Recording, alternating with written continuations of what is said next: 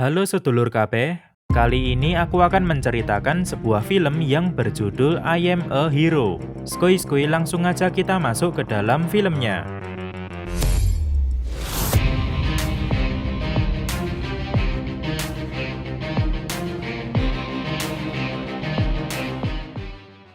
Ojo lali subscribe, like, karo di-share yo lur. Hideo Suzuki, Kawasaki, Mitani, dan Michan adalah asisten pembuat manga. Sambil bekerja, mereka menonton berita yang cukup aneh, di mana ada wanita yang menggigit seekor anjing. Tapi di sini mereka masih merasa bodoh amat lah. Lanjut ke rumah pacarnya Hideo. Bukannya dikasih jatah, dia malah disindir sama pacarnya yang bernama Teko dengan acara TV. 働いて男らしいとこ見せないと、今見せないといつ見せるんだって話じゃないですか。 Gatelin Chen. Jadi Teko ini jengkel sama Hideo. Udah nggak punya duit, nggak bisa ngasih kepastian, tinggalnya numpang lagi. Apalagi Hideo ini punya hobi yang mahal, yaitu mainan jenglot. Ya ora lah, itu senapan berburu. それ売ったら趣味にお金かけて余裕なんてないんだから。 Kondisi bertambah buruk ketika karya Hideo ditolak mentah-mentah untuk terbit. Jadi selain bekerja untuk orang, dia juga membuat karyanya sendiri, tapi nggak laku.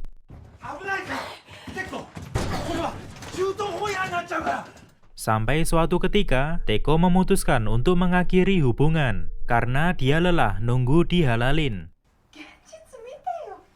Di sini bisa kita lihat juga tangan kiri Teko diperban. Kenapa itu? Berpindah ke tempat kerja, tampak Michan kelihatan lesu tak bergairah. Dan disitulah Mitani mulai gibah. Dia berkata kalau semalam Michan habis nananina sama atasan mereka yang bernama Matsuo. Dan katanya lagi di leher Matsuo ada bekas gigitan dan juga ciuman. Oh, ganas juga Michan. Lalu tiba-tiba Matsuo muncul dengan tubuh yang lemas dan matanya terlihat aneh. Kelihatan juga bekas ini. Hari pun mulai petang dan Teko menelpon Hideo. Jadi Teko minta maaf atas kejadian sebelumnya dan berjanji akan rutin memberi jatah lagi. Pagi harinya Hideo langsung tancap gas. Berharap akan dapat jatah, kenyataannya malah timbul gelisah. Karena berulang kali Hideo memanggil tapi nggak ada respon. Dia pun ngintip dari lubang pintu dan terlihat Teko seperti kesetanan. Singkatnya, Teko langsung menerjang dan berusaha menggigit Hideo. Bahkan saking semangatnya, giginya sampai protol karena ngegigit pintu. Adu stamina berlanjut di dalam kamar. Di sini Hideo tergigit dan refleks mendorong pacarnya sampai tertusuk sebuah piala. Dalam kondisi batin bergejolak, Hideo langsung bergegas menuju kantor. Dalam perjalanan, dia juga melihat banyak pesawat yang melintas. Sesampainya di tempat kerja, tampak Mitani sedang menonton berita, yaitu berita tentang warga yang bertingkah laku aneh dengan menggigit warga yang lain. Selain itu, tampak Kawasaki yang meninggal di pojokan, dan kemungkinan dia dibunuh oleh Mitani. Tiba-tiba muncullah penampakan Matsuo yang sangat aneh, dan tak berselang lama langsung dipukuli oleh Mitani.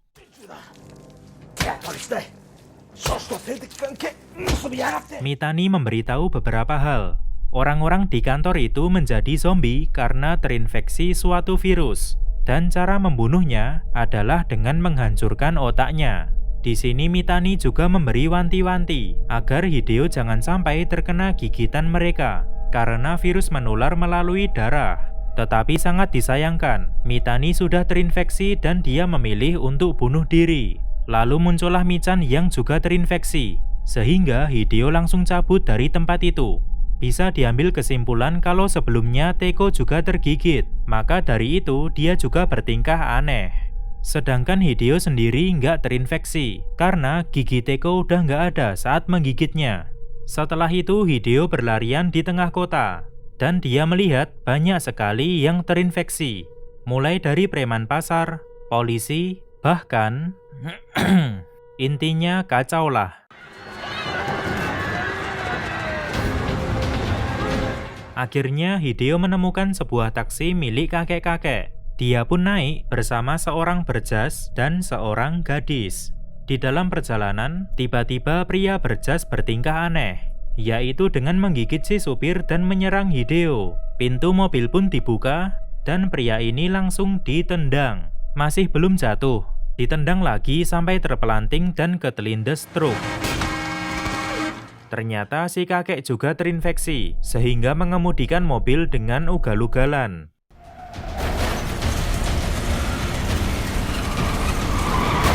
Si gadis pun disuruh pindah belakang dan memakai sabuk pengaman.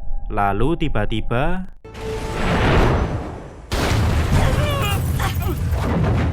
walaupun mereka berdua selamat, namun kondisi di sekitarnya sudah kacau banget. Setelah itu si gadis googling dan menemukan beberapa informasi. Orang-orang tadi terinfeksi sebuah virus bernama ZKN. Dan virus itu akan mati di tempat yang tinggi, seperti contoh Gunung Fuji. Pas lagi asik menuntut ilmu, tiba-tiba mati HP nih. Mereka pun sepakat untuk pergi ke Gunung Fuji. Sampailah mereka di depan sebuah kuil dan membeli ciu oplosan untuk teman santuy. Hideo pun berkenalan dengan gadis ini yang bernama Hiromi. Tak lupa juga dia mengeluarkan senapannya untuk berjaga-jaga. Malam berlalu dan Hideo terbangun di posisi yang mantap. Awalnya sih enak, tapi ketika dia noleh lagi, ternyata ada bekas gigitan di leher Hiromi. Dia pun kaget dan membuat Hiromi terbangun. Hiromi pun menjelaskan kalau lukanya itu akibat digigit bayi tetangga 2 hari yang lalu. Kayaknya si bayi normal, tapi nggak tahu juga kalau si ibu sudah terinfeksi dan virusnya bisa menular melalui ASI. Singkatnya, Hideo merasa iba dan berharap kalau Hiromi nggak akan berubah jadi zombie. Dalam perjalanan tiba-tiba Hiromi merasa aneh dan matanya juga berubah layaknya zombie, tapi hanya sebelah. Dia pun takut hilang kesadaran dan menyuruh Hideo untuk segera menjauh. Dan Hideo pun dengan terpaksa melakukannya. Emang dasarnya sial, Hideo malah bertemu dengan zombie kuli. Dan seketika dia terpojok oleh zombie itu. Namun tiba-tiba Hiromi menyelamatkannya. Ternyata dia menjadi zombie setengah manusia, atau apalah itu. Intinya dia nggak seutuhnya menjadi zombie. Mereka pun melanjutkan perjalanan bersama kembali, dan Hideo bertekad membawanya ke tempat yang tinggi untuk membunuh virus yang ada di tubuh Hiromi. Beruntung mereka menemukan sedikit makanan untuk mengisi tenaga. Setelah perjalanan panjang, Hideo mendapati dirinya berada di dekat tempat yang bernama Fuji Royal Outlet Park, dan dia pun bergegas menuju tempat itu. Namun setelah sampai ternyata tidak ada tanda-tanda kehidupan, melainkan hanya puing-puing kenangan. Hideo pun menuju sebuah toko baju dan mencoba beberapa pakaian. Namun tiba-tiba ada zombie yang menerjang. Untunglah ada seorang wanita yang membunuh zombie itu, dan disusul dengan beberapa orang yang lain. Di sini mereka akan membawa Hideo dan Hiromi ke markas mereka dengan melewati zombie yang mulai bermunculan. Tak lupa Hideo juga menutupi mata kiri Hiromi supaya apa hayo? Supaya dia tidak ketahuan kalau sudah terinfeksi ZKN.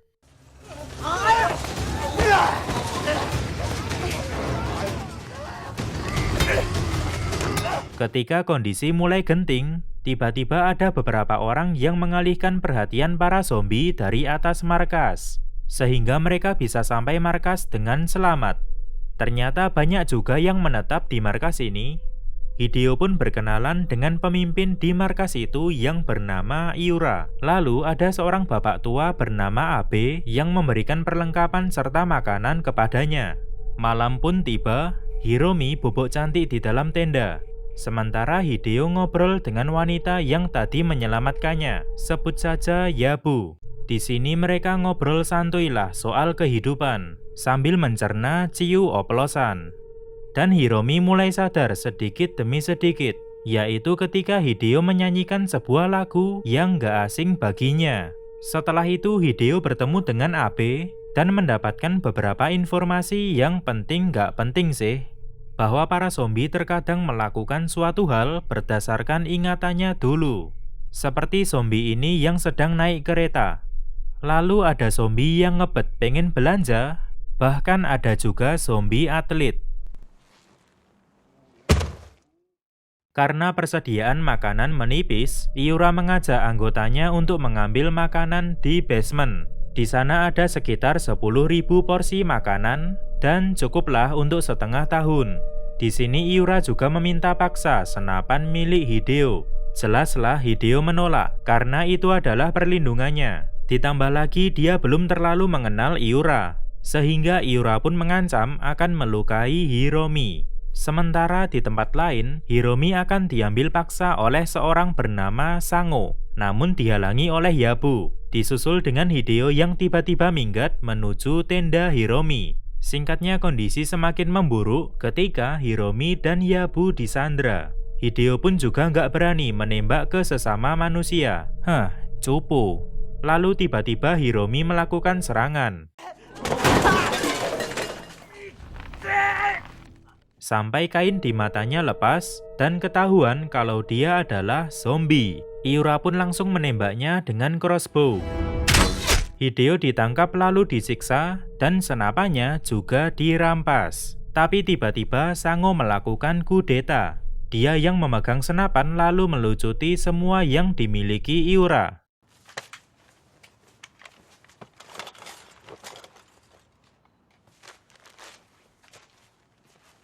Semua kecuali keperjakaannya, dan Sango akan memimpin pasukan itu untuk mencari sesuap nasi di basement. Setelah itu Hideo menuju tenda, dan ternyata Yabu sudah bekerja sama dengan Abe untuk menyelamatkan Hiromi. Sebelum berangkat ke basement, Hideo meminta tolong kepada Yabu untuk menjaga Hiromi. Ya, karena dia merasa umurnya nggak lama lagi. Para pasukan pun bersiap untuk menuju basement. Sementara ada juga yang menetap untuk mengalihkan perhatian zombie. Dengan Iura sebagai penunjuk jalan, mereka pun sampai di basement dengan kondisi gelap gulita. Mereka terus berjalan dan tiba-tiba lampu menyala. Lalu mereka juga menemukan ruang persediaan makanan dan bergegas untuk mengembatnya. Ketika mereka mengumpulkan makanan, tiba-tiba terdengar lagu yang diputar begitu nyaring. Temanggung udane deres, subur diambung ngecengi sar teles, tupuci usah botole, bapak turu ketok. Dan Sango pun yakin bahwa itu adalah ulah Iura, karena dia baru menyadari bahwa Iura nggak ada di tempat. Tiba-tiba zombie mulai berdatangan karena mereka tertarik dengan suara yang berisik. Sango pun melepaskan tembakan pertamanya dan berusaha kabur dengan yang lain. Benar saja, ternyata di tempat lain Iura yang melakukan itu semua. Ya mungkin dia dendam, lantas terjadilah kekacauan di basement. Bahkan juga di halaman atas, karena di situ lagunya juga terdengar keras. Berita buruknya lagi adalah si zombie atlet kini bisa melompat lebih tinggi sampai ke markas. Langsung dah orang-orang di sana auto dibantai. Balik ke basement, Hideo sembunyi di dalam loker, sementara Sango memimpin kawanan yang tersisa untuk cabut. Namun sialnya, Iura malah membukakan jalan untuk zombie.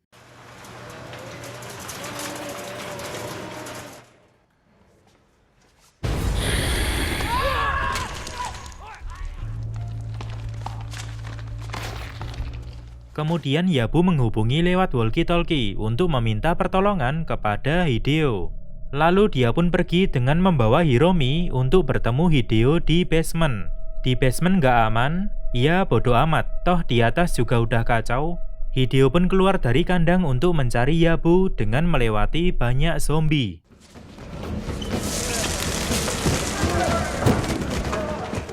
Beruntungnya, dia juga menemukan senapan yang ditinggalkan oleh Sango. Sedangkan di sisi Yabu, dia malah bertemu dengan Iura. berharap akan diselamatkan, malah diajak ngentiau dadakan. 섹스しよ Dan ternyata Iura bertingkah aneh karena dia udah terinfeksi ZQN.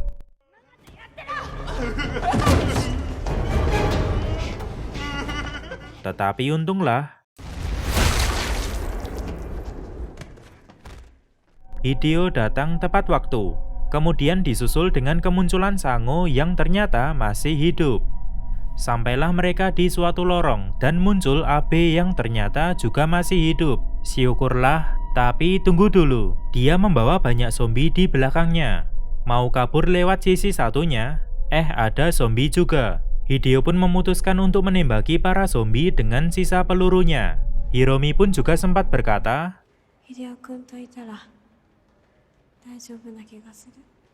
dan itu menambah semangatnya.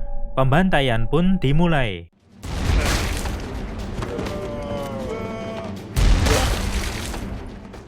Yabu, Sango, dan Abe juga ikut membantu. Sementara Hiromi masih jadi beban.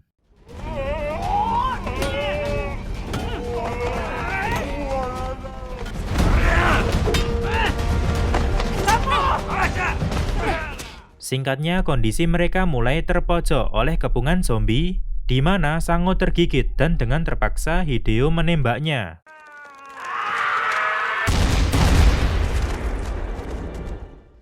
Abe pun juga tergigit lalu bunuh diri. Tersisa hanya mereka bertiga, tetapi Hideo belum menyerah.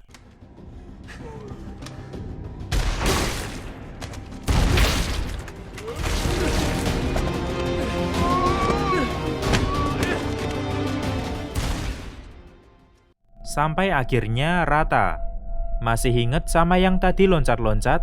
Nih, tiba-tiba nongol. Hideo pun bergegas untuk membunuhnya. Sempat menembak kakinya, tapi nggak ngefek. Bahkan sempat menembak kepalanya, belum mati juga. Sampai akhirnya zombie itu berlari ke arah Yabu dan Hiromi, lalu seketika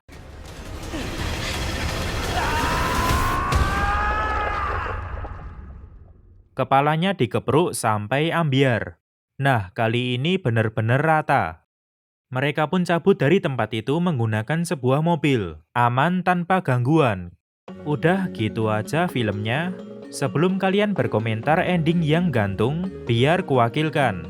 Toh mau gimana lagi, emang cuma sampai sini aja filmnya. Anggap aja mereka sampai ke tempat yang lebih aman, biar happy ending.